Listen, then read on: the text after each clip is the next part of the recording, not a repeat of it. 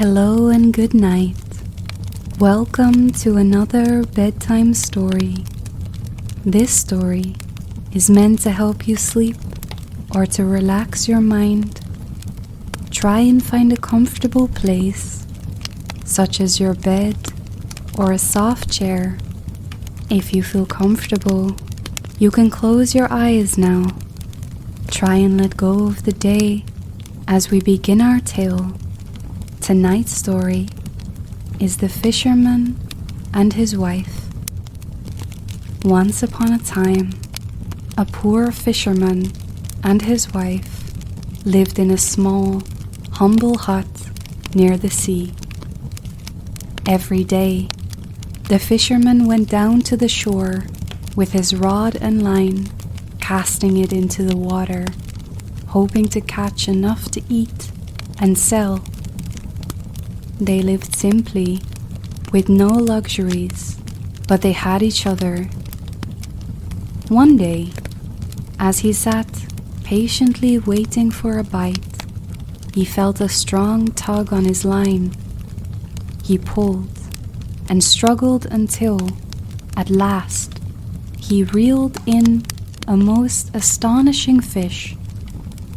The fish was large and glistening, its scales shimmering with gold and silver hues. Just as he was about to put it in his basket, the fish spoke. "Fisherman, please, let me go. I am no ordinary fish.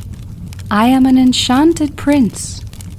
If you spare my life and return me to the sea, I shall grant you any wish you desire." The fisherman was astounded. Never before had he seen such a marvel. He was a kind-hearted man and did not wish to harm a creature that could talk. "Go free, noble fish," he said. "I desire nothing in return." Without another word, he released the fish back into the water, and it swam away with a flick of its tail. The fisherman, content with his good deed, returned home empty-handed and told his wife what had happened. His wife, however, was not pleased. "You caught a magical fish, and you asked for nothing? Foolish man! Go back at once and ask it for a wish. At the very least, we should have a better home than this miserable shack." Though reluctant, the fisherman returned to the shore and called out, "O great fish of the sea, come forth and hear my plea." The water rippled and the fish surfaced. "What is it you wish for, fisherman?" it asked. The fisherman hesitated, but finally said, "My wife wishes for a better home, a little cottage, not grand, just comfortable."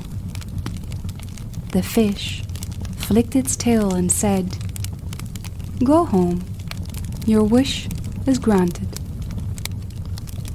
When the fisherman returned home, he found their hut transformed into a charming cottage with sturdy walls, a thatched roof, and a small garden. He was delighted, but his wife was only momentarily satisfied. Within a few days, she began to grumble. "This cottage is too small," she said. "If that fish could grant us a cottage, it could grant us a grand house. Go back and ask for a mansion." The fisherman was uneasy, but he went back to the shore and called out again. The fish appeared, and the fisherman reluctantly made the request. The fish simply flicked its tail and said, "Go home, your wish is granted." When the fisherman returned, he saw that their cottage had been replaced by a splendid mansion with towers, large windows, and fine furnishings. Servants bustled about, and their surroundings were luxurious. Yet even this did not satisfy his wife for long. "Husband," she said, "this mansion is fine, but why should I not be queen? Go and tell the fish I wish to be queen." The fisherman felt a chill at these words, sensing the greed growing in her heart. "Wife, this is too much. We are simple folk." But she scolded and insisted. Reluctantly, he made his way to the sea once more. The water had grown darker, and the waves were restless. When the fish appeared, the fisherman voiced his wife's new demand. The fish hesitated for a moment, but then flicked its tail. "Go home. She is queen." The fisherman trudged home and found that the mansion was now a grand palace. His wife was dressed in regal robes with a golden crown upon her head. She had attendants and courtiers, and she sat upon a throne. But even this was not enough. For the next morning, she said, "Husband, I have been queen, but what is a queen compared to an emperor? Go to the fish and ask that I may be an empress." The fisherman was deeply troubled, but obeyed. When he reached the sea, it was dark and stormy, with waves crashing angrily against the shore. "Oh, fish, hear my plea. My wife wishes to be an empress." The fish surfaced, its eyes wary, and flicked its tail. "Go home. She is an empress." And so she was. Their palace grew even more magnificent, and the wealth and power at their disposal was unimaginable.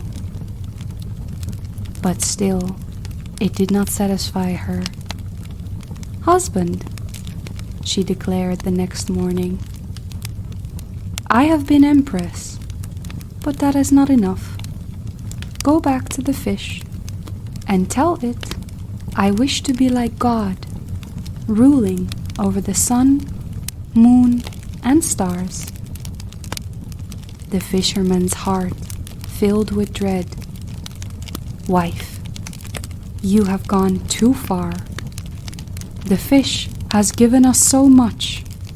Must you demand this?" But she was resolute, and so, with a heavy heart, the fisherman returned to shore. The sea was now black, with waves rising like mountains. Thunder rumbled in the sky. He called out, "Oh, fish of the sea, hear my plea. My wife wishes to be like God." The fish did not surface immediately. The sea churned violently. Then, finally, the fish appeared, its eyes sorrowful. It flicked its tail and said, "Go home. She is as she was."